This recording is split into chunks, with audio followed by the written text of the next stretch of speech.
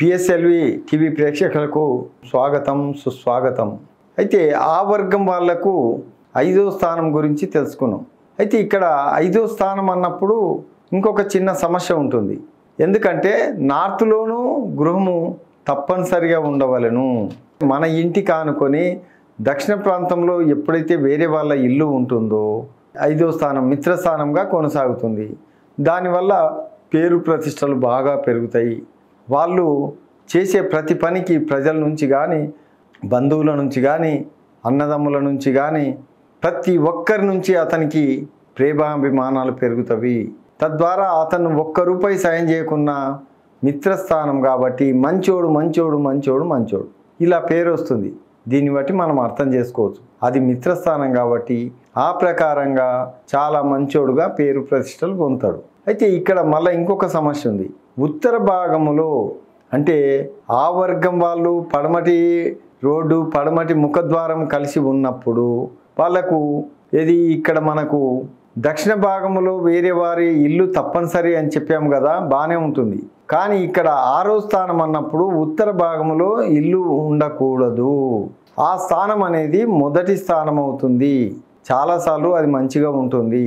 దానివల్ల చాలామంది జీవితాలు మారిపోతుంటాయి. అయితే ఇక్కడ 6వ స్థానం ఏమని చెప్తుందంటే అతి గొప్ప వాళ్ళ లోపల ఇతను ఒక గొప్పవాడే అని పేరు ప్రతిష్టలు వస్తాయి. కానీ చాలామంది దీన్ని ఎక్కువగా వాడుకుంటారు. ఇక నేను ఏం చేసినా ఎవరికి రూపాయి ఇవ్వకపోయినా నేను చాలా గొప్పోని అని గర్వం అనేది పెంచుకుంటారు. వీళ్ళకి ఎప్పుడైతే 6వ స్థానం ఉంటుందో వాళ్లకు గర్వం పెరిగిపోయి ప్రజలను అవహేళన చేయడము, తెలిసిన వాళ్ళను అవహేళన చేయడం లాంటి పరిణామాలు ఎదురవుతుంటాయి. అటువంటప్పుడు వీళ్ళకి చెడ్డ పేరు వస్తుంది. పొంచి ఉన్న మొదటి స్థానమే కాకుండా పొంచి ఉన్న కలహ కారణము అంటే గొడవలకు కారణమవుతుంది. తద్వారా అతనికి పేరు ప్రతిష్టలు అనేటివి 0 డిగ్రీకి పడిపోతాయి. అంటే అతడు ఏం చెప్పినా ఎవరు నమ్మని స్థాయికి వస్తారు. దీనికి మీకు చిన్న ఉదాహరణ చెప్తాను. మన కేసీఆర్ గారు 6వ స్థానము, తెలంగాణకు 6వ స్థానము. తద్వారా ఆయన ఏం చేసినా ఎదురులేని నాయకుడిగా మారిపోయిండు. అంతకుముందు చంద్రశేఖరరావుగా ఉన్నప్పుడు ఎవరు పలకరించే వాళ్ళు కాదు.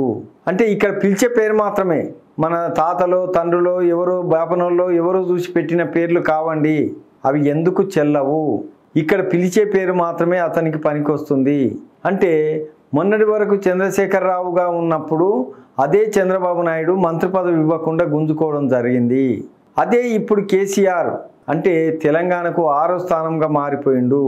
తద్వారా అతను పేరు ప్రతిష్టలు పొందిండు.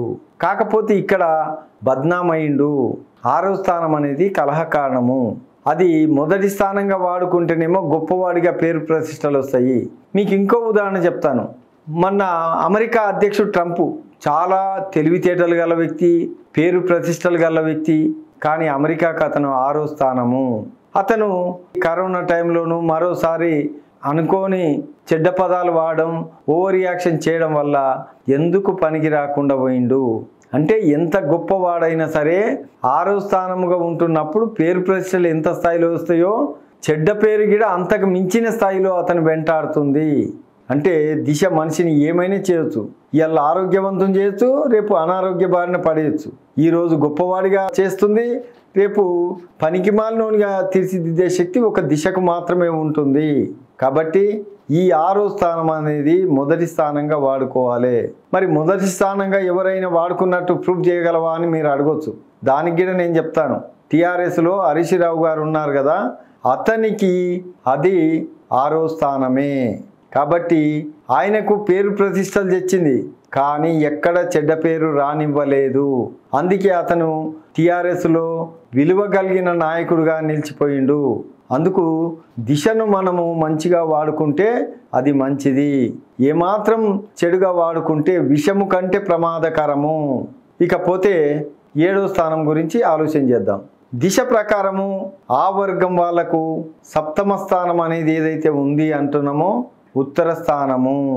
అంటే ఉత్తరమ ముఖద్వారం కలిగి 2 ఇండ్ల మధ్యన నివాసం ఉండగలిగితే అది 7వ స్థానం అవుతుంది. అతనికి పేరు ప్రతిష్టలు బాగా ఉంటాయి. అంతేకాకుండా అతను గొప్ప గొప్ప వ్యక్తిగా పేరు ప్రతిష్టలు పొందుతాడు.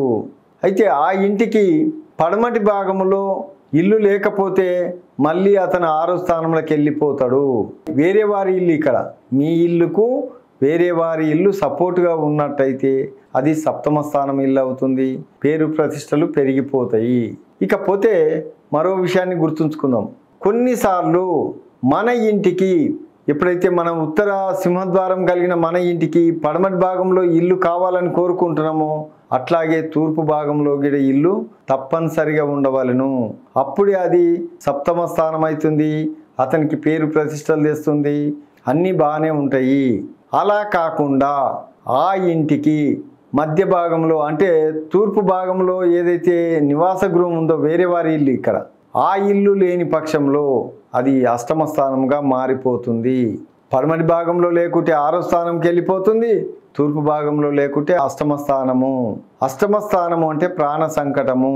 అతను జీవించడానికి ఎటువంటి సహాయ సహకారాలు ఆ ఇంటి వల్ల సాధ్యం కాదు.